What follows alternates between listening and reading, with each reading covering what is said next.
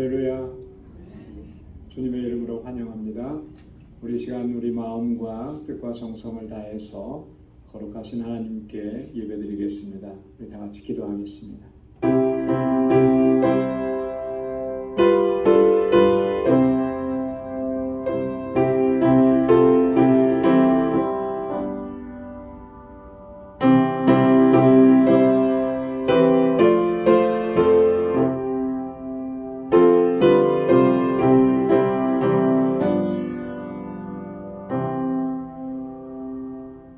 여호와께서 내 음성과 내 간구를 들으심으로 내가 저를 사랑하는도다. 그 귀를 내게 기울이셨으므로 내가 평생에 기도하리로다. 사망의 줄이 나를 두르고 음부의 고통이 내게 미치므로 내가 환난과 슬픔을 만났을 때에 내가 여호와의 이름으로 기도하기를 여호와여 주께 구하오니 내 영혼을 건지소서 하였도다. 아멘. 자비로우시고 은혜가 풍성하신 여호와 하나님 아버지, 성의로 지난 3일 동안도 하나님의 은혜 가운데 저희들을 지켜주시고 보호해 주셨다가 오늘도 거룩하신 주님의 임재 앞으로 보좌 앞으로 저희들을 불러주시니 감사합니다. 이 시간 이 은혜의 감격 속에서 우리 마음을 다하고 힘을 다하여 거룩하신 하나님을 찬양하며 예배하는 저희들이 되게 하여 주옵소서. 우리 안에 허물과 죄악들이 여전히 있고 교만함과 오만함이 여전히 있습니다. 하나님 불쌍히 여겨 주옵시고 주님 앞에 고백하오니 이 시간 주의 보혈로 씻어주시고 정결하게 하셔서 오늘 이 시간 드리는 이 예배가 하나님께서 기뻐 받으시는 산 제사가 되도록 우리 주 성령께서 인도하여 주옵소서. 감사하오며 예수님의 이름으로 기원하옵나이다. 아멘.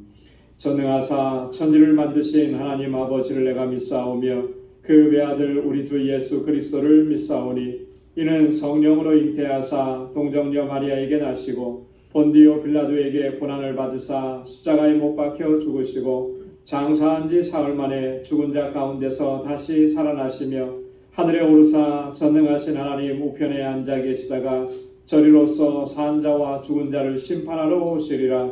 성령을 믿사오며 거룩한 공예와 성도가 서로 교통하는 것과 죄를 사하여 주시는 것과 몸이 다시 사는 것과 영원히 사는 것을 믿사옵나이다. 아멘. 찬양으로 하나님께 영광 돌리겠습니다. 내 평생 사는 동안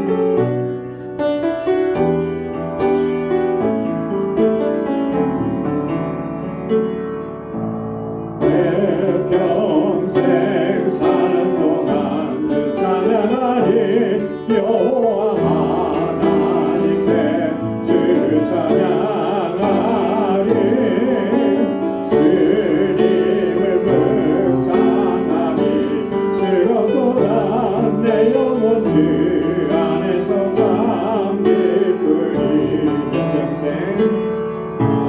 내 평생 사는 동안 그 찬양하리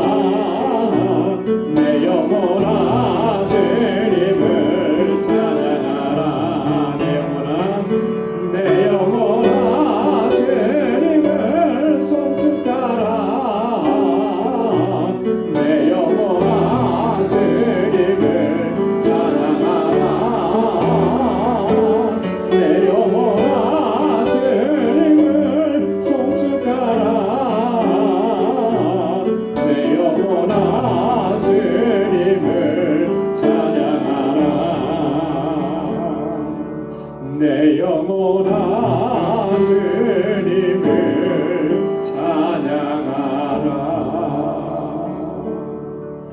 아멘. 자기 박수하면서 찬양하겠습니다. 내가 매일 기쁘게 순례의 길 행하는 주의 팔이 나를 안보함이요, 내가 주의 큰 복을 받는 참된 비결은 주의 영이 함께함이라. 성령이 계시네, 할렐루야 함께하시네. 좁은 길을 걸으며 밤낮 기뻐하는 것 주의 영이 함께함이라. 손의 죄에 빠져서 평안함이 없을 때 예수 십자가의 흠로 힘입어 그 발 아래 엎드려 참된 평화 얻으면 주의 영이 함께하리라. 성령이 계시네, 할렐루야 함께하시네. 좁은 길을 걸으며 밤낮 기뻐하는 것 주의 영이 함께하리라. 나와 동행하시고 모든 염려하시니 나는 숲의 새와 같이 기쁘다. 내가 헐픈 마음으로 주의 뜻을 행하는 주의 영이 함께하리라. 성령이 계시네, 할렐루야 함께하시네. 좁은 길을 걸으며 밤낮 기뻐하는 것 주의 영이 함께하리라. 세상 모든 정욕과 나의 모든 욕망은 십자가의 힘이 못을 막았네. 어두운 밤이 지나고 무거운 짐 벗으니 주의 영이 함께하리라. 성령이 계시네, 할렐루야 함께하시네. 좁은 길을 걸으며 밤낮 기뻐하는 것 주의 영이 함께하리라. 사절요. 세상 모든 정욕과 나의 모든 욕망은 십자가의 힘이 못을 막았네. 어두운 밤이 지나고 무거운 짐 벗으니 주의 영이 함께하리라. 성령이 계시네, 할렐루야 함께하시네. 좁은 길을 걸으며 밤낮 기뻐하는 것 주의 영이 함께하리라. 성령이 계시네, 할렐루야 함께하시네. 좁은 길을 걸으며 밤낮 기뻐하는 것 주의 영이 함께함이라.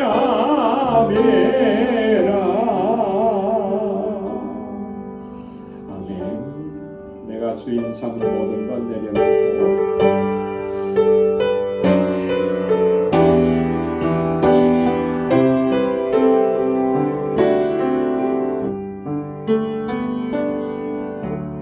주인 삼은 모든 것 내려놓고 내 주 대신 주 앞에 나가 내가 사랑했던 모든 것 내려놓고 주님만 사랑해. 주인 삼은 모든 것 내려놓고 내 주 대신 주 앞에 나가 내가 사랑했던 모든 것 내려놓고 주님만 사랑해. 주 사랑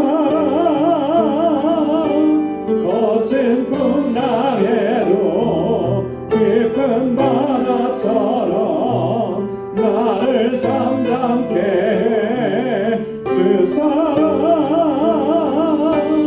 내 영혼의 반석 그 사랑 위에 서리.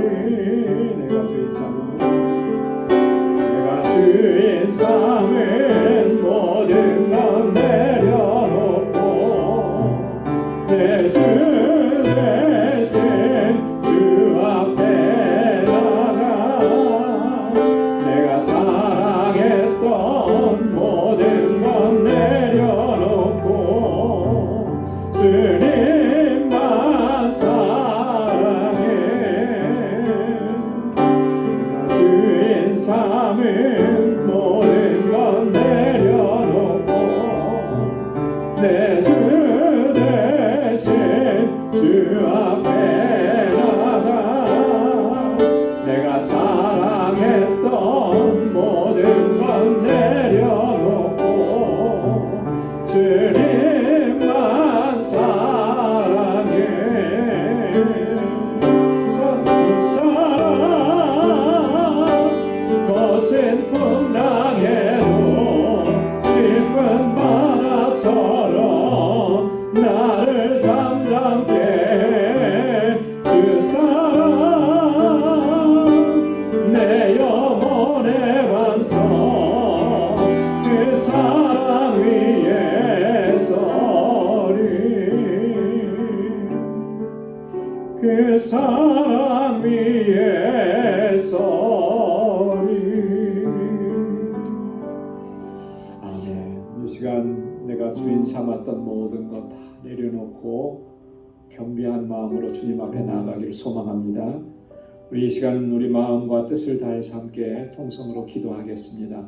교회를 위해서, 교회에 세워주신 직분자들을 위해서, 또 이번에 피택 받으신 여러분들을 위해서 함께 기도해 주시고, 우리 교회가 정말 하나님께서 기뻐하시는 믿음의 공동체요 아름다운 사랑의 공동체로 든든하게 서기를 위해서 기도해 주시고, 우리 각 지체들을 위해서 특별히 우리 주일학교 학생들, 어린 심령들, 또 유스그룹, 또 EMA 하나님의 귀한 자녀들을 위해서 기도해 주시고, 우리 전도사님과 교사들을 위해서 기도해 주시고, 우리 선교사님들을 위해서 특별히 알라메다 방주교회 또 사역자들을 위해서, 또 니카라과에서 사역하시는 우리 선교사님, 또 IT에서 사역하시는 선교사님 위해서 함께 기도해 주시고, 또 우리 지체들 가운데 육신의 연약함이 있는 분들이 있습니다. 삶의 질고 때문에 고통 중에 신음하는 주님의 자녀들이 있습니다. 하나님께서 치료해 주시고 하나님께서 주님의 위로하시는 손길로 함께 해주시도록 기도해 주시고,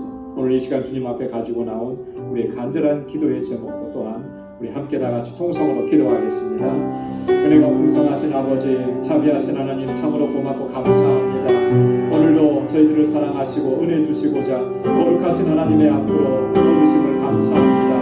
하나님, 이 시간 정말 우리의 마음을 다하고 힘을 다하여서 정성을 다하여서 하나님을 예배하고 찬양하고 또 주님의 말씀 앞에 겸손하게 서는 저희들 되게 하여 주옵소서. 아버지 하나님, 이 시간 저희들이 마음을 같이하고 뜻을 같이하여 한 마음으로 주님 앞에 간구하고 부르짖는 것은 하나님 우리 방주교회를 세워주시고 여기까지 인도해 주심을 감사합니다. 우리 방주 공동체가 정말 하나님께서 기뻐하시는 믿음의 공동체로 든든하게 서게 하시고 이 세대 가운데 하나님의 뜻하신 일들을 온전히 이루어가는 하나님, 그러한 공동체가 되도록 인도해 주옵소서. 아버지 하나님, 이 재단에 세워주신 하나님의 귀한 종들, 주님의 신실한 청지기들을 기억해 주시고 저들이 정말 주님의 부르심을 받고 아버지 앞에 나와서 정말 충성된 종으로 주님 앞에 헌신하고 수고하고 아버지 하나님의 뜻을 이루어가는 종들이 되게 하여 주시옵소서. 특별히 아버지 하나님 이번에 세우신 여러분의 선택자들을 하나님께서 기억해 주시고 사랑하는 주의 종들에게 능력과 권능을 덧입혀 주셔서 신실한 하나님의 일꾼으로 서서 하나님 나라를 위해서 주님의 몸된 교회를 위해서 헌신하고 충성 다하는 종들이 다 되게 하여 주시옵소서. 아버지 하나님, 이곳에서 자라나는 우리 사랑하는 자녀손들을 기억해 주옵소서. 우리 주일학교와 유스그룹과 이해을 기억해 주시고 아버지 하나님, 저들이 정말 하나님 잘 경외하고 믿음 안에 서서서 이 세대의 하나님의 귀한 일꾼들로 성장하게 하시고, 아버지 하나님, 이 세대를 하나님께로 돌이키는 일에 아름답고 귀하게 쓰임받는 종들이 되게 하여 주시옵소서. 하나님 경외하며 살게 하시고 믿음으로 살게 하옵소서. 저들에게 지혜와 명철을 허락하여 주시옵소서. 저희를 위해서 수고하는 우리 전도사님과 우리 모든 교사들을 능력의 장중에 붙들어 주옵소서. 아버지 하나님의 주시는 권능과 능력으로 행하게 하시고 주님의 사랑으로 이 심령들을 돌볼 수 있도록 은혜 더하여 주시옵소서. 하나님, 지금도 세계 곳곳에서 복음을 전하는 하나님의 귀한 종들을 붙잡아 주시고 우리 선교지마다 은혜를 더하여 주옵소서. 성령으로 충만하게 하옵소서. 아버지 하나님, 사역지마다 하나님의 놀라우신 역사가 일어나도록 도와주시고, 아버지 하나님, 그 죽음의 땅이 생명의 땅으로 변화되는 놀라운 은혜가 있도록 인도하여 주시옵소서. 우리 알라메다 방주교회 주님 견고하게 세워주셔서 그 지역의 영혼들을 주께로 돌아오게 하는 이 귀한 사명 잘 감당하게 하시고 구원의 방주로 우뚝 서게 하여 주옵소서. 아버지 하나님, 그 땅에 있는 아버지 하나님 함께 사역하는 모든 동역자들에게 은혜와 능력과 권능을 덧입혀 주시옵소서. 아버지 하나님, 세계 곳곳에서 복음을 전하는 하나님의 귀한 종들에게 하나님의 권능으로 역사하시고 은혜를 더하여 주시옵소서. 오 하나님 아버지, 우리 사랑하는 권속들 육신의 연약함이 있습니다. 삶의 질고가 있습니다. 경제적인 어려움이 있습니다. 말로 다 표현할 수 없는 하나님 고통과 아버지 하나님 아픔 가운데 있습니다. 주님, 주의 손으로 만져 주시옵소서. 아버지 하나님, 은혜를 다하시고 회복시켜 주옵소서. 주의 성령의 권능으로 저희를 붙잡아 주시고 주님 치료하여 주시고 온전하게 회복시켜 주시고 하나님의 참된 평안을 허락하여 주옵소서. 저희의 믿음을 더욱 견고하게 하시며 정말 아버지 이 세대를 사는 동안에 하나님 좌로나 우로나 치우치지 아니하고 오직 주의 말씀 붙잡고 주의 임재 가운데 살아가는 하나님의 백성들이 되게 하여 주옵소서. 우리 사랑하는 성도들의 가정과 아버지 하나님 그 손으로 하는 모든 일들을 복되게 하시고 형통하게 하여 주옵소서. 오늘도 하나님 저희들 말씀 앞에 세워주셨사오니 하나님의 귀하신 말씀으로 우리를 새롭게 하여 주시고 새로운 결단과 각오로 설 수 있는 은혜의 시간으로 인도하여 주시옵소서. 주님 함께 하실 줄로 믿습니다. 예수님의 이름으로 간절히 기도드리옵나이다. 아멘. 아멘. 할렐루야. 크신 응답을 또 은혜를 허락해 주실 줄로 믿습니다. 오늘 함께 묵상한 하나님의 말씀입니다. 고린도후서 제10장 8절에서 18절까지 말씀입니다. 고린도후서 제10장 8절로 18절 마지막 절까지 우리 한 절씩 교독하도록 하겠습니다. 주께서 주신 권세는 너희를 파하려고 하신 것이 아니요 세우려고 하신 것이니 내가 이에 대하여 지나치게 자랑하여도 부끄럽지 아니하리라. 이는 내가 편지들로 너희를 놀라게 하려는 것까지 생각지 않게 하느니라. 저희 말이 그 편지들은 중하고 힘이 있으나 그 몸으로 대할 때에는 약하고 말이 시원치 않다 하니 이러한 사람은 우리가 떠나 있을 때 편지들로 말하는 자가 어떠한 자이면 함께 있을 때 행하는 자도 그와 같은 자인 줄 알라. 우리가 어떤 자기를 칭찬하는 자로 더불어 감히 짝하며 비교할 수 없노라. 그러나 저희가 자기로서 자기를 헤아리고 자기로서 자기를 비교하니 지혜가 없도다. 그러나 우리는 분량밖에 자랑을 하지 않고 오직 하나님이 우리에게 분량으로 나눠주신 그 분량의 한계를 따라하노니 곧 너희에게까지 이른 것이다. 우리가 너희에게 미치지 못할 자로서 스스로 지나쳐 나간 것이 아니요 그리스도의 복음으로 너희에게까지 이른 것이라. 우리는 남의 수고를 가지고 분량밖에 자랑하는 것이 아니라 오직 너희는 이미 도와주어 우리의 한계를 따라 너희 가운데서 더욱 지하여 지기를 바란다. 이는 남의 한계 안에 예비한 것으로 자랑하지 아니하고 너희 지경을 넘어 복음을 전하려 함이라. 자랑하는 자는 주 안에서 자랑하지. 다 함께요. 옳다 인정함을 받는 자는 자기를 칭찬하는 자가 아니요 오직 주께서 칭찬하시는 자니라. 아멘. 오늘 함께 봉독한 본문의 말씀의 핵심적인 주제는 오늘 제목으로 드린 것처럼 자랑하는 자는 주 안에서 자랑하라 라고 하는 말씀입니다. 10장 고린도후서 10장 이후의 말씀에서 바울이 중점적으로 다루는 주제는 바울의 사도직에 대한 변론이라고 그랬습니다. 근데 단순히 이 사도직에 대한 변론만을 하는 것이 아니고 바울의 사도직을 비난하고 공격했던 사람들, 대적했던 사람들이 그들이 얼마나 잘못된 그런 행위들, 행동들을 하고 있는지를 지적하면서 이 고린도 교회 성도들이 그런 것에 미혹되지 않도록 하는 그런 의미가 담겨져 있습니다. 그래서 바울의 대적자들에게는 또 한편으로는 이게 경고의 그런 메시지가 되기도 한다라고 하는 것이죠. 그 중에 가장 핵심적인 내용 중에 하나가 뭐냐면 바로 자랑이라고 하는 거예요. 자랑. 이 거짓 교사들, 거짓 선지자들이 이 고린도 교회 안에 들어와서 이 고린도 교회 성도들을 혼란케 하고 미혹해 하면서 자기 스스로를 나타내는 거죠. 자기를 자랑하고 자기를 드러내고 자기를 나타내고, 그래서 이 공동체를 더 힘들고 혼란스럽게 만들었던 거, 이 부분을 바울이 명확하게 지적하면서 우리는 주 안에서 자랑해야 한다라고 하는 것을 강조하는 것입니다. 자, 오늘 본문은 크게 두 부분으로 나눠볼 수가 있는데요. 8절부터 11절까지 여기에서 바울이 강조하는 것은 주님께서 주신 권세에 대해서 이야기합니다. 주님께서 내게 권세를 허락해 주셨고 또 그 권세를 주신 목적이 뭐냐라고 하는 것을 분명하게 밝히고 있습니다. 그리고 12절부터 18절까지는 오늘 전체 주제에 해당하는 주 안에서 자랑하라라고 하는 거예요. 어쩌면 이 주제가 우리에게도 굉장히 큰 도전이 될 겁니다. 그죠? 알게 모르게 우리도 사실 나를 드러내고 나를 자랑하고 나를 나타내고, 그러면서 다른 사람들을 좀 무시하고 멸시하는 이런 경향, 겉으로는 드러나지 않았어도 우리 속으로 생각하기를 그렇게 생각하고 있었을지도 모르기 때문에 이게 우리에게 굉장히 도전이 되고 우리를 돌아보게 하는 그런 말씀입니다. 자, 그러면 우리 한 절씩 보도록 하겠습니다. 자, 8절 말씀에 보면 주께서 주신 권세는 너희를 파하려고 하신 것이 아니요 세우려고 하신 것이니 내가 이에 대하여 지나치게 자랑하여도 부끄럽지 아니하리라. 주님께서 주신 권세, 여러분 어떤 권세이겠습니까? 바울이 지금 주님께서 내게 주신 권세라고 했을 때 그 권세는 어떤 권세겠어요? 사도로서의 권세죠. 그죠? 사도로서 행할 수 있도록, 사도로 행할 수 있도록 하게 하시기 위해서 하나님께서 부어주시는 권세, 권위와 능력을 얘기하는 것입니다.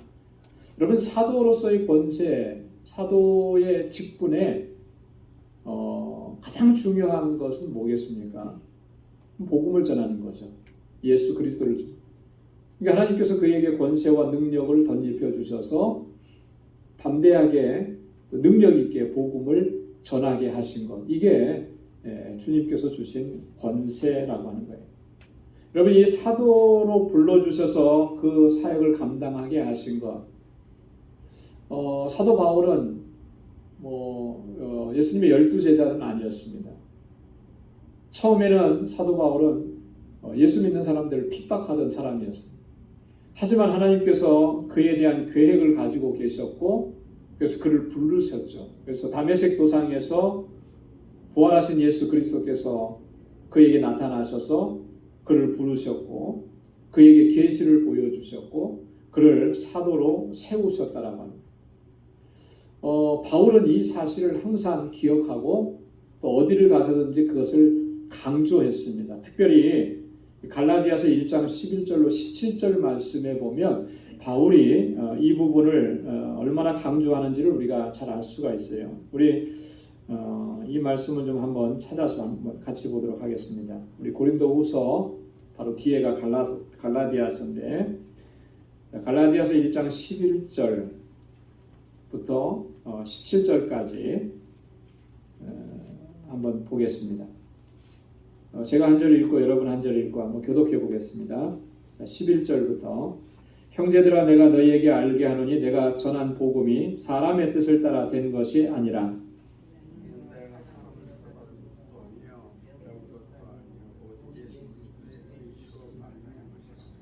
내가 이전에 유대교회에 있을 때 행한 일을 너희가 들었거니와 하나님의 교회를 심히 핍박하여 잔해하고 내가 내 동정 중저로 영감자보다 유대교를 지나치게 믿어 내 조상의 일종에 대하여 더욱 열심히 있었으나 그러나 내 어머니의 태로부터 나를 택정하시고 은혜로 나를 부르신 이가 아들을 이방에 전하기 위하여 그를 내 속에 나타내시기를 기뻐하실 때 내가 곧 혈육과 의논하지 아니하고 다 함께요.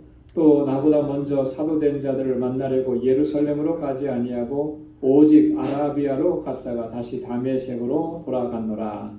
아멘.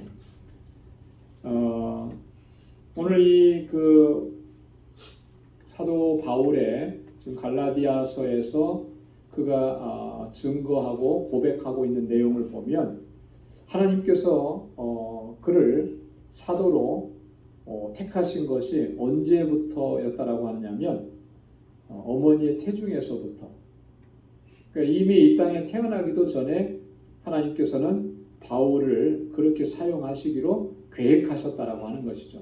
그래서 때가 되어서 그를 부르시고 그에게 복음을 전해주셔서 그 복음을 증거하게.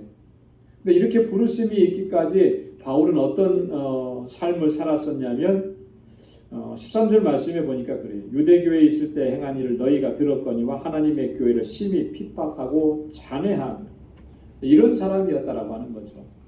그런데 하나님께서 때가 되니까 그를 부르셔서 사도로 삼아주셨고 복음을 증거하게 하셨고, 여러분 그렇기 때문에요. 우리가 어떤 사람들을 볼 때 알 수가 없는 거예요. 지금은 교회를 핍박하고 방해하고 이런 사람인데 그 사람에 대한 하나님의 계획이 어디에 있는지 우리는 알지 못하죠. 그래서 어느 순간에 하나님께서 그를 부르셔서 주의 종으로 삼으시는 그런 놀라운 역사가 있을 수 있다라고 하는 것이죠. 실제로 우리 주변에도 보면 그런 분들이 종종 있으시더라. 그렇게 예수 안 믿고 교회를 핍박하고 교회를 욕하고 그랬던 사람인데 어느 날 보니까 그가 얼마나 예수 잘 믿고 교회 잘 섬기고 있는지 알 수가 없는 거예요. 그러나 하나님은 다 계획해 놓으셨고 하나님께서는 하나님의 뜻이 그리고 하나님의 뜻대로 그리고 하나님의 때가 되어서 그를 들어서 사용하시는 것이죠. 그렇기 때문에 우리는 그런 하나님의 섭리와 역사가 있음을 믿고 또 하나님의 뜻에 온전히 순종하면서 나아가는 우리 모두가 되어야 할 줄로 믿습니다.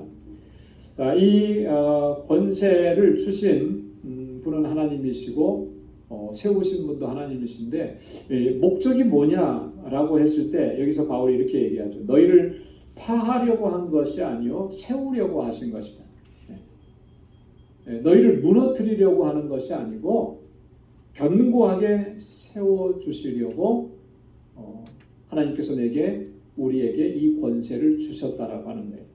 여러분 이 말씀을 들으면서 우리가 한 가지 꼭 기억해야 될 것이 뭐냐면 여러분 교회 안에 어떤 리더라고 해서 이렇게 리더십을 가지고 교회 안에서 사역을 하거나 봉사하거나 또 뭐 교계적으로 교단적으로 이렇게 대표가 되어서 이렇게 사역을 하거나 이렇게 할 때 정말 우리에게 영적 분별력이 필요한 것은요. 만약에 그 사람이 교계를 분란시키고 또 교회를 파괴하려고 한다면, 무너뜨리려고 한다면, 실제로 그 사람으로 인해서 그 공동체가 큰 혼란을 겪는다면 과연 그 리더십이 하나님께서 주신 리더십이냐라고 하는 것을 우리가 정말 주의 깊게 봐야 하는 거예요. 결코 하나님께서 세우신 것은 아니라고 하는 거죠. 왜요? 오늘 바울이 분명하게 증거하죠. 주님께서 주신 권세라고 하는 것은 파하려고 주신 것이 아니라 어떻게 하라는 거예요? 세우려고 하시는 거예요. 갈등이 있고 어려움이 있고 분쟁이 있는 것을 화합하게 하시고 하나 되게 하시는 것. 그 목적을 위해서 하나님께서 하나님의 일꾼들을 세우시고 주의 종들을 세우신 거예요. 근데 리더로 세웠는데 그 사람이 가기만 하면 분쟁이 일어나고 싸움이 일어나고 갈라지게 되고, 이거는요 하나님께서 세우신 것이 아닌 거죠. 그래서 교계 안에도 보면 분쟁하고 다투고 뭐 이러는 일들이 있는데, 과연 그 속에 하나님께서 계시느냐? 하나님이 역사하시는 곳은 그런 분쟁과 갈등이 있을 수가 없는 거예요. 하나가 되고 화합하게 되고 서로가 서로를 세워주는 역사만이 있게 되는 것이죠. 그런 분별력을 우리가 가지고 하나님께서 주신 사명들을 잘 감당해야 할 줄로 믿습니다. 이 주님께서 주신 권세가 이와 같은 것이기 때문에 내가 이에 대해서 지나치게 자랑하여도 부끄럽지 아니하리라. 이거는 내가 나를 자랑하는 거 아니잖아요, 그죠? 이런 권세를 주신 하나님의 능력을 자랑하는 것이죠. 하나님께서 주신 능력이 어떻게 나타나는지를 우리가 너무나 잘 알기 때문에 이에 대해서 내가 이야기하고 이것을 자랑하는 거, 내가 그렇게 해도 부끄럽지 않다, 이렇게 이야기합니다. 바울이 왜 자꾸 이런 얘기를 하느냐 하면, 처음에도 말씀드렸듯이 이 고린도 공동체 안에서 자기를 자랑하면서 이 고린도 교회 성도들을 미혹해하고 혼란케 했던 이런 사람들이 많이 있었기 때문에 얘기하는 것입니다. 자, 9절 말씀에 보면 이어서 이는 내가 편지들로 너희를 놀라게 하라는 것 같이 생각지 않게 함이니 그랬습니다. 자, 내가 편지들로 너희를 놀라게 하려는 것 같이, 너희가 어떤 충격을 받게 하려는 것 같이 그렇게 여러분들이 생각하지 않게 합니다. 이렇게 얘기합니다. 자, 이 말씀을 보면 바울을 그렇게 비난했던 사람들이 이 안에 있었던 거예요. 뭐냐면 이 뒤에도 나오지만 10절에도 이어서 나오지만 바울이 그렇게 편지를 통해서 고린도 교회 성도들을 무섭게 하고 협박하고 이렇게 했다라고 비난하는 사람들이 있었다는 거예요. 여러분, 전에 말씀드렸죠. 이 고린도 전서와 고린도 후서 사이에 또 하나의 편지를 보낸 게 있었다 그랬죠. 저를 쳐다보시는 눈빛이 처음 들어봅니다 그러는 것 같은데, 몇 번 얘기했어요. 편지가 무슨 편지라 그랬습니까? 이름을 붙이기를 눈물의 편지 혹은 준엄한 편지 그랬어요. 굉장히 강한 어조로 바울이, 그게 이제 바울의 심정이었던 거죠. 고린도 교회에 고린도전서 편지를 써서 보내서 이렇게 권고하고, 고린도전서 우리가 다 공부했잖아요. 얼마나 조목조목 그들의 문제가 되었던 것을 다 지적하면서 그걸 바로잡아주고, 고린도 교회가 정말 문제가 많은 교회였잖아요. 하나하나 그걸 짚어가면서 바울이 교훈하고 바로잡아주고 했는데도 불구하고 변화가 나타나지 않으니까 너무나 답답하고 안타까운 심정으로, 부모의 마음으로 그렇게 눈물로써 편지를 써서 보냈는데 좀 어조가 강했다라고 하는 거죠. 자, 그렇게 어조가 강한 거, 여러분들을 놀래키고 여러분들이 충격받게 하려고 그렇게 한 것들이 아니다라고 하는 거예요. 그럼에도 불구하고 바울을 비난하는 사람들은 그렇게 비난을 했던 거죠. 그래서 10절 말씀에 보면 이렇게까지 얘기하는 것입니다. 저희 말이 그랬는데 누구의 말이에요? 바울을 비난하고 대적하는 사람들의 말이, 자, 그 편지들은 중하고 힘이 있으나, 자, 바울이 보낸 편지를 보니까 정말 무겁고 강하고 그렇더라는 거예요. 그러나 그 몸으로 대할 때는 약하고 말이 시원치 않다 하니, 자, 대면에서 말을 하니까 정말 말도 잘 못하는 것 같고, 좀 굉장히 어리어리한 것 같고, 그렇게 또 바울을 비난하는 거예요. 여기서 말하는 그 편지들이라고 하는 것은 앞에서 말씀드렸던 그 눈물의 편지, 준엄한 편지, 또 고린도전서 이런 것들을 얘기하는 것이죠. 자, 이 몸으로 대할 때는 그가 약하고 말이 시원치 않다. 왜 이렇게 얘기를 한 것일까? 정말 바울이 말을 잘 못해서, 그죠? 제대로 이렇게 표현이나 이런 걸 못하고 뭐 그렇게 해서 소극적인 모습으로 해서 뭐 그렇게 비난을 하는 것일까? 그렇게 보이는 면도 없잖아 있었을 거예요. 왜냐하면 바울은 항상 그가 사람들을 대하는 그 자세가 어떤 태도, 어떤 자세로 대했다고 그랬습니까? 지난주에 말씀을 나눴는데요. 1절에 보면 뭐라 그랬죠? 그리스도의 온유와 관용으로. 그리스도의 온유하심과 그리스도의 관용으로 너희들을 대한다 그랬거든요. 이게 바울의 기본적인 지체들, 성도들을 대하는 바울의 자세였어요. 그러니까 온유와 관용으로 대하니까 그걸 부정적으로 보는 사람은 이렇게 얘기할 수도 있겠죠. 자, 그런데 그런 것에 대한 비난이기도 하지만 또 하나 담고 있는 건 뭐냐면 바울이 사도라고 그러는데, 자, 사도라고 하면은 정말 그의 삶 속에서 그가 하는 말이나 행동 속에서 뭐 특별한 것들이 나타나야 되는 거 아니겠느냐. 우리가 깜짝 놀랄 만한 것, 어떤 기묘한 수단, 이런 것들을 통해서 자신의 사도됨을 증거해야 되는 거 아니냐. 그런데 그런 게 전혀 없다라고 하는 거죠. 그런 강함도 없고, 어떤 우리가 요즘에 하는 말로 뭐죠? 카리스마도 없고, 이런 것들을 이제 비난하는 거예요.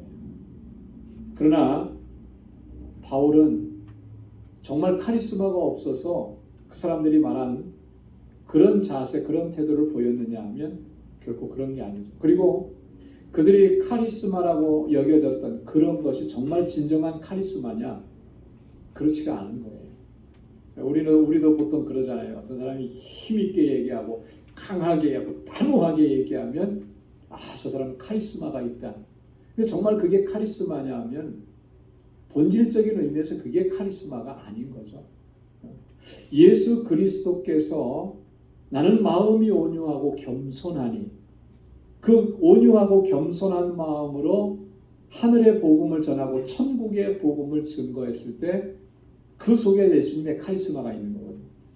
마찬가지라는 거예요. 우리도 바울이 지금 그리스도의 온유와 관용으로 너희를 대하노라. 그 온유와 관용 속에 카리스마가 있는 것이죠.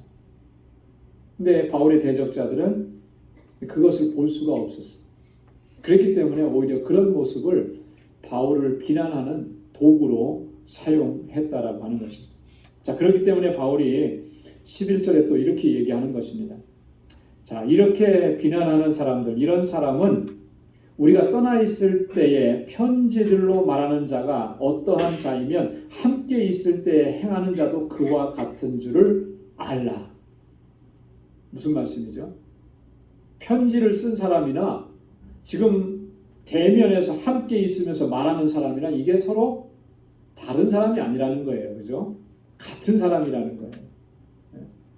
편지로 그렇게 강한 어조로 말했다면 지금 함께 하면서 온유하고 부드러운 말로 하는 것 같지만 그 속에 강함이 담겨져 있는 것이라는 거죠. 같은 사람이라는 것을 여러분들이 기억해야 된다라고 하는 것을 말씀을 하는 것입니다. 여러분 어떻습니까? 사람들을 대할 때 어떤 사람이 막 이렇게 자기 감정을 주체 못해서 막 화가 나가지고 막 큰 소리로 떠드는 사람이 더 무섭습니까? 아니면은 좀 가만히 있다가 조용하게 한마디 딱 하는 사람이 무섭습니까? 어떤 분이 그러더라고요. 연예인이었는데 자기 와이프가 무서울 때가 언제가 무서우냐 그랬더니 분명히 내가 잘못한 것이 있는데 거기에 대해서 지금 한마디 안 하고 가만히 있을 때가 제일 무섭대요. 사실 우리는 생각하면은 뭐라고 막 했을 때가 무서울 것 같은데 차라리 그때는 안 무섭대요. 지금 막 소리로 막 들으니까. 근데 이게 언제 무슨 말이 나에게 올 줄 모르니까 조용하게 가만히 있을 때가 마치 그 폭풍 전야와 같이 무섭다. 사실 정말 그 강함이라고 하는 것은 바로 그런 데 있는 거죠. 그런 데 있는 거예요. 바울이 지금 온유하게 얘기하고 관용을 가지고 얘기하고, 그죠? 그렇게 하지만 그 안에 정말 강함이 있는 거죠. 그렇게 말하는 그 속에 정말 권세가 있는 것이고 능력이 있는 거예요. 이것을 여러분들이 바로 알아야 됩니다라고 하는 것을 바울이 여기서 강조하는 것입니다. 자, 그 다음에 우리 두 번째 단락에 보면 주 안에서 자랑하라 12절부터 18절까지 그렇게 얘기하는데, 여기서는요 이 고린도 교회 안에 있었던 거짓 교사들, 바울의 대적자들을 아주 그들이 어떻게 잘못하고 있는지, 뭐가 문제인지를 아주 적나라하게 이야기하는 것입니다. 자, 12절에 보면 우리가 어떤 자기를 칭찬하는 자로 더불어 감히 짝하며 비교할 수 없노라. 그러나 저희가 자기로서 자기를 헤아리고 자기로서 자기를 비교하니 지혜가 없도다. 자, 어떤 자기를 칭찬하는 자로, 이 사람들이 누구겠습니까? 거짓 교사들이겠죠, 그죠? 바울의 대적자들이겠죠. 이들이 스스로가 자기를 칭찬하여, 근데 그들과 더불어 감히 짝하며 비교할 수 없노라. 뉘앙스가 어떻게 느껴집니까? 정말로 우리는 그 사람들과 해서 비교해도 비교가 안 되는 초라한 사람들이야, 이렇게 느껴집니까? 약간은 이 표현이 풍자적이에요. 풍자적이라고 하는 말은 실제로 그렇다라고 하는 게 아니고 아니다라고 하는 것을 강조하기 위해서 이렇게 표현하는 거죠. 그러니까 저들이 자기를 칭찬하는 사람들인데 그런 사람들의 그 자기 칭찬이 얼마나 잘못되고 어리석은 행동이냐라고 하는 것을 강조하는 그런 표현이라는 거예요. 그렇기 때문에 그 뒤에 그렇게 표현한 거예요. 자기로서 자기를 헤아리고 자기로서 자기를 비교하니 지혜가 없다, 이렇게 얘기하는 거죠. 비교 대상이 자기예요. 그래서 자기가 비교 대상이 되고 자기가 헤아림의 대상이 되니까 뭘 해도 다 잘하는 거예요. 그죠? 뭘 해도 내가 최고인 거예요. 다른 사람은 비교가 안 된다고 생각을 하는 거죠. 자, 이렇게 하는 것이, 이렇게 행동하고 이렇게 말하는 것이 얼마나 어리석은 일이냐. 지금 그들이 그렇게 하고 있다라고 하는 거예요. 여러분, 자기가 자기 자랑하는 것만큼 어리석은 일이 없죠. 근데도 우리는 왠지 모르게 이런 마음이 자꾸 들어요. 근데 사실 그렇게 자기 자랑을 하고 자기를 드러낸다고 해서 과연 누가, 어떤 사람이 그대로 그것을 다 인정해주고 그걸 그대로 아마 그걸 그대로 인정해주고 받아주는 사람들은 거의 없을 것 같아요. 그냥 말만 안 할 뿐이지. 그러면 성경에서도 이 사실을 우리에게 아주 분명하게 말씀을 합니다. 우리가 소위 말해서 세상에서 자랑스럽게 여기는 그 자랑하는 것, 자랑스러워할 만한 것들, 그것을 자랑하는 것은 정말 어리석은 일이다. 그래서 그것으로 자랑하지 말라. 우리가 자랑해야 될 것은 딱 하나라고 하는 것이고, 내가 하나님을 아는 것, 그죠? 하나님이 어떤 분이신지를 아는 것, 하나님에 대한 자랑, 그것이 우리의 자랑, 유일한 자랑이어야 한다라고 하는 거예요. 그래서 예레미야 9장 23절로 24절에서 이렇게 말씀을 했습니다. 우리 한번 같이 읽어보겠습니다. 여호와께서 이같이 말씀하시되 지혜로운 자는 그 지혜를 자랑치 말라. 용사는 그 용맹을 자랑치 말라. 부자는 그 부함을 자랑치 말라. 자랑하는 자는 이것으로 자랑할지니 곧 명철하여 나를 아는 것과 나 여호와는 인애와 공평과 정직을 땅에 행하는 자인 줄 깨닫는 것이라. 나는 이 일을 기뻐하노라. 여호와의 말이니라. 아멘. 이거예요. 세상에서 그 지혜, 용맹함, 부유함, 권세, 이런 것들은 자랑할 만한 것들이 못 되는 겁니다. 다 후패해져 가는 것들이잖아요. 그게 얼마나 오래 가겠습니까? 그런데도 우리는 그것만을 자랑하잖아요. 이게 너무나 어리석은 거라는 거예요. 우리가 자랑해야 될 것은 하나님께서 내게 명철을 주셔서 하나님을 알게 된 거예요. 하나님께서 우리 안에서 인애와 공평과 정직을 행하시는 분인 것을 깨닫게 된 것, 이것만을 자랑해라. 이것을 하나님께서 기뻐하신다. 이렇게 말씀을 하신 거예요. 그래서 이 말씀 꼭 우리가 기억하고 일평생에 하나님만을 자랑하고 하나님만을 높이는 우리 모두의 삶이 될 수 있기를 바랍니다. 자, 그래서 바울이 13절에 또 이렇게 얘기합니다. 그러나 우리는 분량밖에 자랑을 하지 않고 오직 하나님이 우리에게 분량으로 나눠주신 그 분량의 한계를 따라 하노니 곧 너희에게까지 이른 것이라. 분량 밖에 자랑을 하지 않는다. 하나님께서 분량으로 나누어 주신 그 분량의 한계를 따라서 우리가 그렇게 한다. 이게 도대체 무슨 말인가? 이 분량의 한계라고 하는 게 뭘 얘기하는 것인가? 바울이 여기서 지금 얘기하고 싶은 것은 이런 거예요. 바울이 지금 누구에게 편지를 보내고 있는 거죠? 고린도 교회 성도들에게 편지를 보내는 거예요. 그래서 바울이 지금 여기에서 말하는 분량의 한계라고 하는 것은 고린도 교회를 얘기하는 것입니다. 하나님께서 자신에게 부여해 주신 영역, 복음을 전하게 하신 곳, 그 고린도 교회를 의미하는 거예요. 여기에서 복음을 전하게 하시고 여기에서 하나님께서 복음의 역사를 이루셔서 고린도 교회 성도들 구원의 역사를 이루신 것, 그 안에서 자랑하게 하셨다라고 하는 거예요. 바울은요, 항상 하나님께서 주신 그 은혜의 영역 안에서 하나님께서 행하신 일들을 자랑하고 선포하고 증거한 것입니다. 여러분, 바울은 하나님께서 이방인의 사도로 택하셔서 그 일을 감당하게 하셨는데 그 가는 곳곳마다 하나님께서 복음을 전하고 교회를 세우게 하시고 그리고 놀라운 역사들을 이루신 거예요. 그래서 바울은 항상 그 안에서 하나님께서 행하신 놀라우신 역사들을 증거하고 자랑했다라고 하는 것이죠. 그런 의미를 얘기하는 거예요. 그러니까 하나님께서 주시고 하나님께서 하게 하신 일, 이 밖의 일들로 내가 자랑하거나 그렇게 할 수 없다라고 하는 거죠. 자, 그런데 바울이 이 말을 하면서 한 가지 또 이야기하고 싶은 게 뭐냐면 고린도 교회 안에 들어왔던 그 거짓 교사들이 행하는 모습들은 바로 이런 모습이었다는 거예요. 분량 밖에 자랑을 삼는다는 거죠. 본인들이 한 것도 아닌데 본인들이 한 것처럼 자랑하고 남이 한 것인데 내가 한 것인 것처럼 그렇게 위장해서 자기를 드러내고 자기를 자랑하고 이게 얼마나 어리석고 위험한 일인지를 바울이 지적을 하는 것입니다. 그 다음에 이어서 14절 말씀에 보면 우리가 너희에게 미치지 못할 자로서 스스로 지나쳐 나간 것이 아니요 그리스도의 복음으로 너희에게까지 이른 것이라 그렇게 이야기합니다. 13절에도 보면 곧 너희에게까지 이른 것이라 그렇게 얘기했잖아요. 복음으로 말미암아 여러분들에게까지 이르게 된 것, 이게 하나님의 역사고 우리는 그것을 자랑한다 이렇게 얘기하는 거예요. 근데 여기서 중요한 게 뭡니까? 스스로 지나쳐 나간 것이 아니다.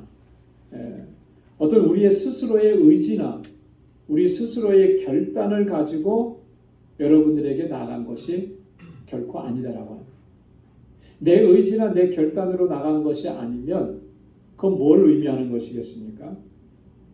하나님의 뜻, 하나님의 명령을 따라서 복음을 가지고 여러분들에게까지 나아간 것입니다. 이것을 얘기하는 거예요. 바울은 철저하게 하나님의 뜻 또 하나님의 명령에 순종하면서 보내시는 곳이 어디든지 간에 그곳에 나아가서 복음을 증거했잖아요.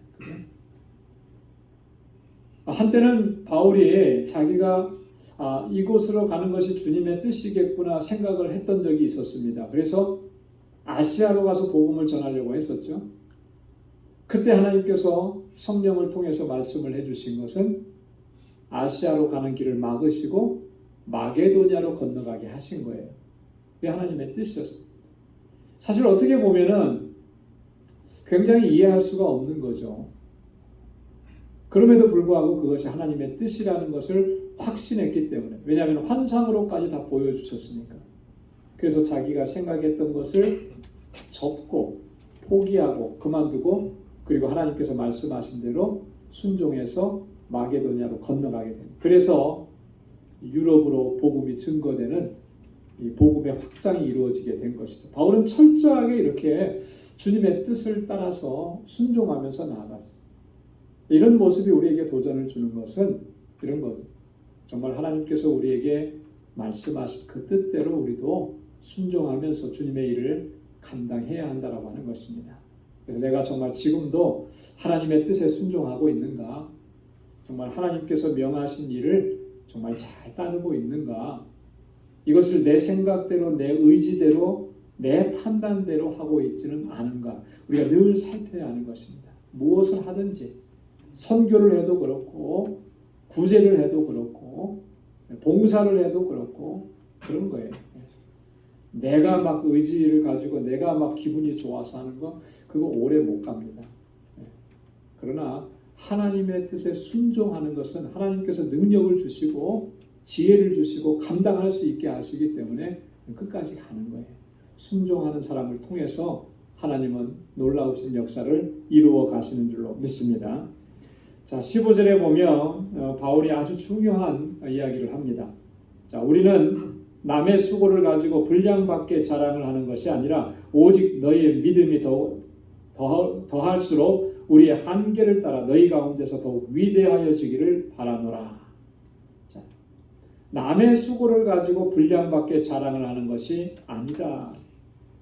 이 거짓 사도들의 행위를 빗대어서 지금 하는 말이거든요. 그들은 남들이 다 해놓은 것 가지고, 특별히 고린도 교회 안에 들어와서, 고린도 교회는 누가 개척한 교회예요? 고린도 교회는 바울이 개척했잖아요, 그죠? 자, 바울이 개척하고 고린도전서 3장에 보면 바울이 그랬어요. 바울은 심었고 누가 물을 줬다 그랬죠? 아볼로가 물 줬다 그랬잖아요. 이게 바울이 개척하고 바울이 떠난 후에는 아볼로가 양육을 했거든. 그런데 그 후에 거짓 교사들이 들어와 가지고 교회를 흔들어 놓는데 마치 자기들이 한 것처럼 그렇게 남의 수고를 가지고 자기들의 자랑으로 삼는 이런 일들이 벌어지게 됩니다. 결코 그럴 수 없다라고 하는 것이죠. 간혹 가다가 우리가 그런 일들이 있어요. 어떤 일을 하거나 사역을 하거나 했을 때 사실 처음부터 그 사역을 내가 맡아서 하는 경우도 있지만 어떤 경우는 어떤 분들이 이렇게 사역을 이렇게 하다가 내가 뒤를 이어서 할 때도 있거든요. 그때 우리가 항상 조심해야 될 것들이 주의해야 될 것들이 바로 이런 거예요. 그죠? 목회자로서 목회를 할 때도 마찬가지죠. 내가 목회하는 그 시점에 교회가 크게 부흥했다고 해서 그것이 정말 내 수고고 내 노력이고 내가 이만큼 힘썼기 때문에 이렇게 이루었다. 이렇게 한다면 그거는 벌써 하나님의 은혜를 망각하는 거예요. 그게 가장 위험한 거예요. 내가 들어가면서부터 내가라는 말이 들어가면서부터 그건 정말 위험한 거예요. 처음에 그 일을 시작한 사람과 그 일을 하게 하신 하나님의 역사 이것만을 우리가 증거하고 자랑해야 한다라고 하는 것이죠. 그 바울의 선교 원칙을 보면요, 바울은 절대로 다른 사람이 복음을 전하고 다른 사람이 사역한 그 자리에 가서는 복음을 전하지 않는다라고 하는 그 원칙을 가지고 있었어요. 그래서 로마서 15장 20절에도 보면 또 내가 그리스도의 이름을 부르는 곳에는 복음을 전하지 않기로 힘썼노니 이는 남의 터 위에 건축하지 아니하려 함이라. 남의 터 위에 건축하지 않기 위해서 내가 이런 원칙을 세웠다라고 하는 거잖아요. 한국에서 그 초대형 교회들이 과거에 보여줬던 정말 안 좋은 은혜스럽지 못한 모습 중에 하나가 뭐냐면 이런 일들이 빈번하게 일어난 거예요. 남의 터 위에 건축하는 일들이. 그 기업이나 뭐 이렇게 이런 데 보면은 프랜차이즈들이 많이 생기잖아요. 그죠? 뭐 이렇게 기업을 하다 보면 잘 되면 여기도 하나 세우고 저기도 하나 세우고. 근데 이제 대기업들이 그렇게 하는 것을 보면 우리 그런 얘기들 한국에서 지역의 소상인들이 정말 그런 안타까움을 얘기하잖아요. 속상한 안타까움을 넘어서서 화가 나고 속상한 거죠. 전통적으로 지역 상인들이 있는 곳에 아주 유명한 대형 마트들이 들어오면은 그 지역의 상권들을 다 죽이는 거예요. 그죠? 소상인들을. 자, 그런 일들이 교회 안에도 있었다라고 하는 거죠. 그래서 제가 좀 오래된 일인데 예전에 이제 어느 선배 목사님이 정말 울분을 토하면서 얘기하는 걸 듣고 너무 마음이 아팠던데 이분이 미국에서 좀 목회하다가 한국에 돌아가셔서 개척을 하신 거예요. 정말 힘들게 개척하고 힘들게 개척했는데 한 교인들이 그래도 이제 조금씩 부흥해서 한 100여 명 이제 자리가 잡히고 자립할 정도로 됐는데 그만 그 동네 옆에 서울에서 아주 유명한 큰 교회에 소위 말해서 지교회가 거기에 딱 세운 거예요. 수백억 들여서 건물을 짓고 시스템을 다 갖추고 그래 놓으니까 교인들이 뭐 한 분, 두 분 뭐 빠져나가더라는 거예요. 근데 그 빠져나가는 교인을 뭐 어떻게 잡을 수가 없어요. 저희가 시스템이 좋고 저희가 프로그램이 좋고 저희가 뭐가 좋고 편하고 뭐 주일학교가 잘 돼 있고 해서 간다는데 못 잡는 거예요.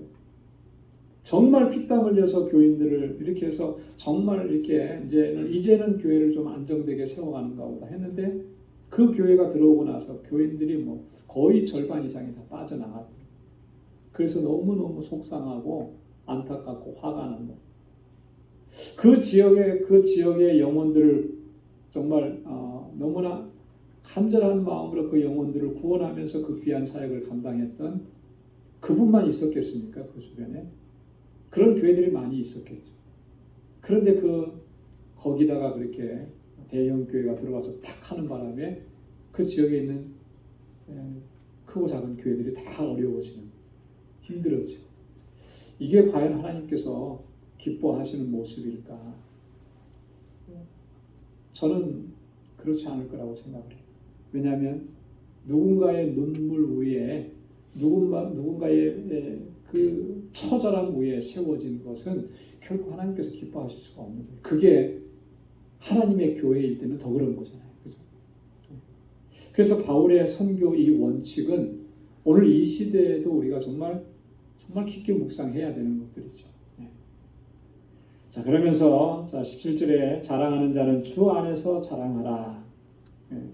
앞에서도 말씀하셨듯이 바울이 이렇게 얘기하는 것은 예레미야서 9장 23절 24절의 말씀을 인용해 오는 것입니다.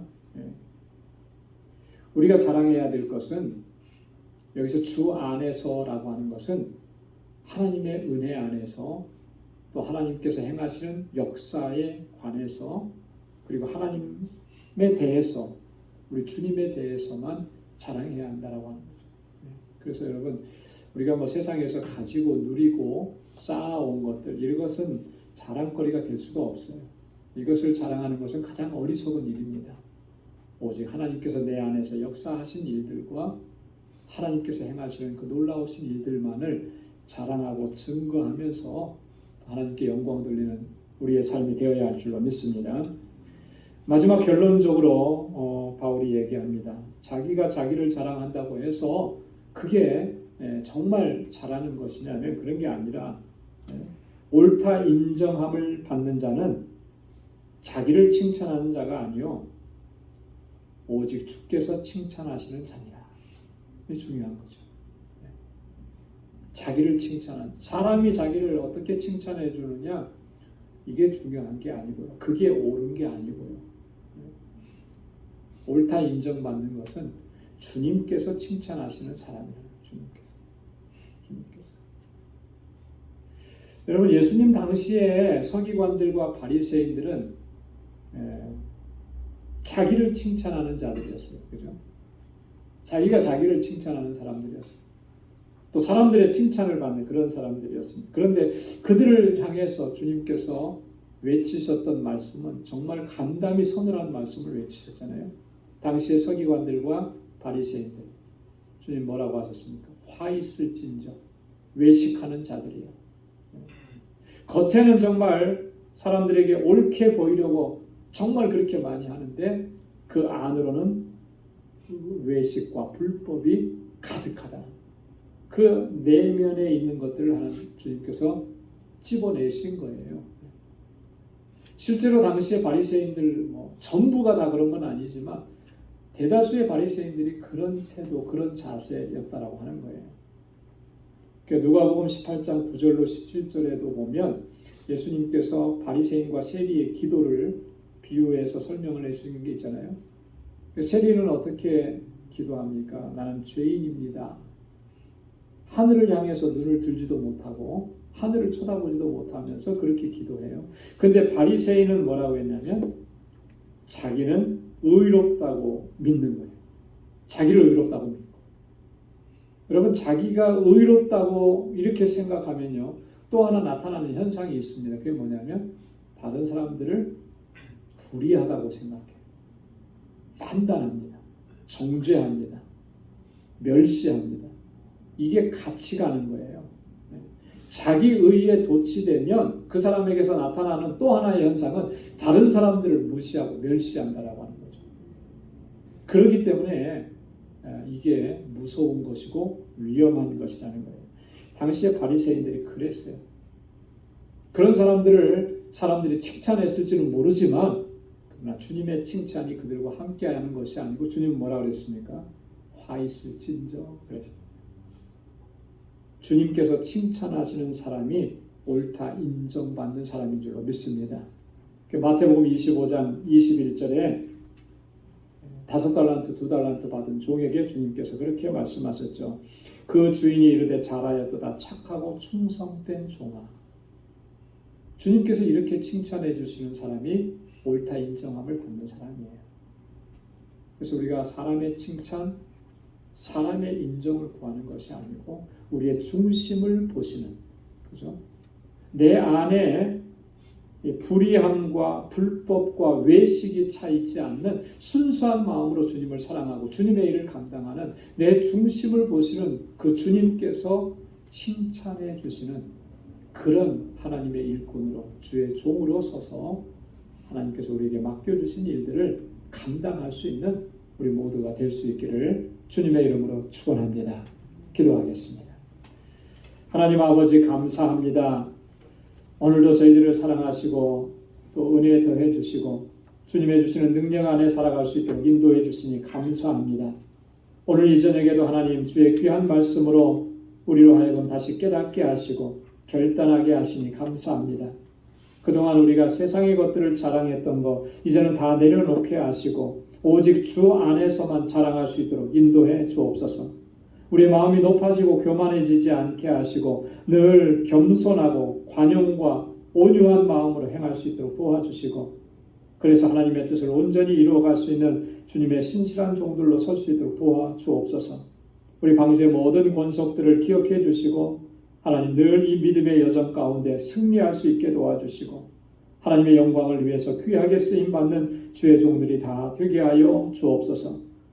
이제는 우리 주 예수 그리스도의 무한하신 은혜와 하나님 아버지의 크고 놀라우신 사랑과 성령의 위로 교통 충만하심의 역사가 하나님의 영광을 위해서 아름다운 주의 종으로 쓰임받기를 원하여 하나님 앞에 겸손하게 나아가는 우리 방주의 모든 믿음의 권속들과 또 저들의 가정과 직장, 생업의 터전과 학업 위에 이제로부터 영원까지 함께 하시기를 간절히 축원하옵나이다. 아멘.